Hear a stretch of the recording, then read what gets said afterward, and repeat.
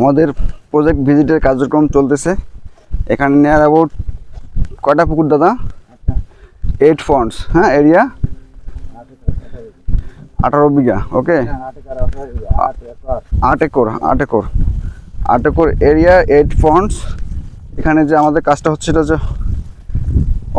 গলদা চাষ, ঠিক আছে।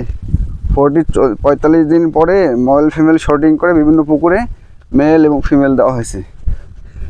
আমরা এটা নিয়েই কাজ করতেছি অনেক দিন ধরেই। আমাদের হাতের কাছে যে সুযোগ যখন থাকবে তখন সেটা আমরা কালচার করবো, এবং সেটা আছে অল মেল, হচ্ছে সাইন্টিফিক্যালি লাভজনক কালচার। হ্যাঁ, অল মেল। এবং আমাদের যে বাংলাদেশে এই মুহূর্তে অল মেলের সুযোগ আছে, যেগুলো গ্রোথ অনেক ভালো।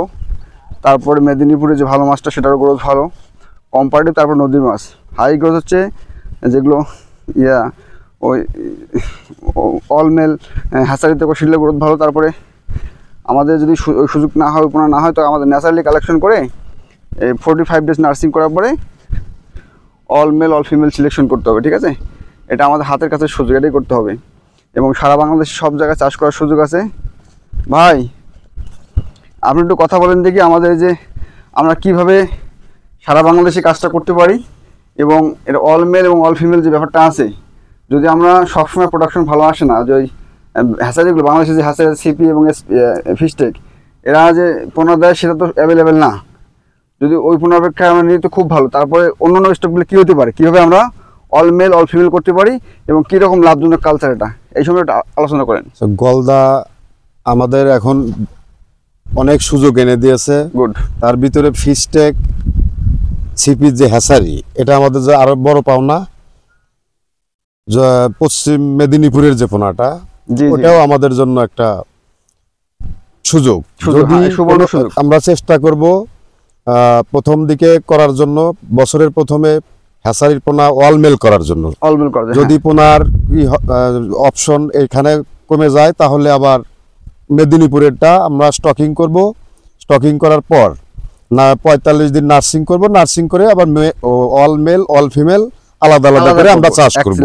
হ্যাঁ, এইটা আমাদের সবারই এখন এই দিকে আগাতে হবে, এবং আগাচ্ছি আমরা। সামনে আরো ভালো হবে, এবং প্ল্যানিং করে করতে হবে কাজগুলো। আমরা লাকি যে আমাদের হাতে সুযোগটা চলে আসছে। হ্যাঁ, এবং গলদার ক্ষেত্রে কোনো এনভায়রনমেন্ট লাগবে না। সারা বাংলাদেশে সব জায়গায় চাষ করা সম্ভব। সারা বাংলাদেশে সব জায়গায় চাষ করা সম্ভব, এবং একদম সম্পূর্ণ মিষ্টি পানির মাছ। এটা অনেকে জানে না। হ্যাঁ, এই ভিডিওতে যারা শুনবেন, দেখবেন, এবং অবশ্যই আপনারা প্রয়োজনে যোগাযোগ করবেন যদি সুযোগ থাকে, পুকুর থাকে, প্রজেক্ট থাকে, পন্ড থাকে, যেটা যত ছোট থাক আর বড় থাক, এখানে ট্রান্সপোর্ট করার সুবিধা হচ্ছে এখন ওই যে এসি গাড়িতে মাছ নেওয়া যায়। হ্যাঁ, তারপরে আবার সব ধরনের খাবার এখানে ব্যবহার করা যায় মোটামুটি। আর যেটা বলছিলাম ভাই, যে তার লাভের দিক দিয়ে কীরকম আশা করা যায়, বা মার্কেট প্রাইস এটা? সারা বছরই প্রায় ভালো বাজার দর থাকে। ভালো বলতে আপনার একটু রেঞ্জ বলেন, যে 1000 থেকে 1500, 2000 এরকম মাছের। 1000 থেকে 2000, 1000 থেকে 2000, সর্বনিম্ন 800। সর্বনিম্ন 800 মাছ হলে 800। হ্যাঁ, এটা আমাদের এই মুহূর্তে বাংলাদেশের জন্য সুবর্ণ সুযোগ। কারণ এটাকে মাছের সব দিক থেকে অনেক স্যাটিসফাইড, স্ট্রং, শক্তিশালী, মর্টালিটি হার মানে কম, সব জায়গায় ট্রান্সপোর্টেবল, এবং চাষি রিস্ক মুক্ত বলা চলে। ভাইরাস নাই বললে চলে। হ্যাঁ, ভাইরাস হয় না যদি সামান্য ভালো, মানে সামান্য নজর দেওয়া হয়, জি, তাহলে এটারও অনেক ভালো করা সম্ভব। এটার জন্য আলাদা ইনফ্রাস্ট্রাকচার, হ্যাঁ, যেটা খুব বেশি পরিমাণে বাগদার জন্য লাগে, সেটা দরকার নেই। যে কোনো স্ট্রাকচারে আপনি করতে পারেন। হ্যাঁ, এই পুকুরগুলো বাগদার জন্য বানানো হয়েছিল, বিভিন্ন কারণে ভাইরাস বা এই কারণে ক্ষতিগ্রস্ত হওয়ার কারণে আমরা এটা গলদার দিকে আগাচ্ছি, ঠিক আছে। এখন এই যে এটা গলদার দিকে আসতেছে না ভাই? জি, গলদার দিকে।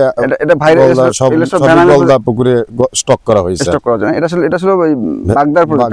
হ্যাঁ, আমরা দক্ষিণবঙ্গের সুযোগ আছে বাগদার প্রজেক্টগুলোকে এভাবে কনভার্ট করে গলদার দিকে নিয়ে আসে এবং খুব লাভজনক করে, ঠিক আছে। ঠিক আছে, বাকি ডিটেলস বিস্তারিত আমরা আলোচনা করব। সময় সুযোগ থাকলে ফোন দেবেন, এখানে নাম্বার দেওয়া থাকবে। হ্যাঁ, কন্ট্যাক্ট নাম্বারে ফোন দেবেন, ঠিক আছে। ওকে, সালাম আলাইকুম।